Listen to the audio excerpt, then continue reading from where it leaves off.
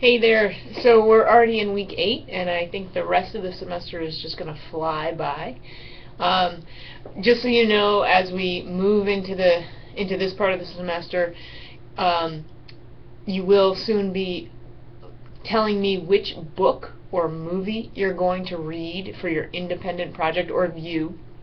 You'll be posting those in the post forum, and then what'll happen is I'll kind of back off, especially in the post forum. I might even give you a couple of weeks off so that you have time to do that independent viewing or independent reading. Because don't forget, we still have a book coming up, like Water for Chocolate. So you want to make sure you're budgeting your time as we move through these last weeks of the semester. But this week we're looking at ethnicity and nationality, and we're doing that through a very fun, very light movie called What's Cooking. It is never going to be considered one of the all-time great movies. The incidental music is horrible. Some of the actors must have been like relatives of the director. They're awful. However, there are some good, very good actors in this film, and I love the role that food plays in this film. Actually, food's going to play a number of roles, but one of the major roles is signifying ethnic identity. And so when we talk about ethnic identity, we want to make sure that everybody understands what we're talking about. And ethnicity has often been synonymous with the word race. And as we move forward, we kind of want to forget that second word, because as anthropologists think of that word, it's actually meaningless, and it is very much a construct. We've made up the concept, and it really has no meaning.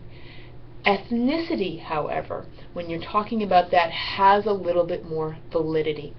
And so when we're talking about ethnicity, we're talking about the genetic ties, the cultural ties, the linguistic ties, and yes, the food ties that connect one person to a particular ethnic group or tradition.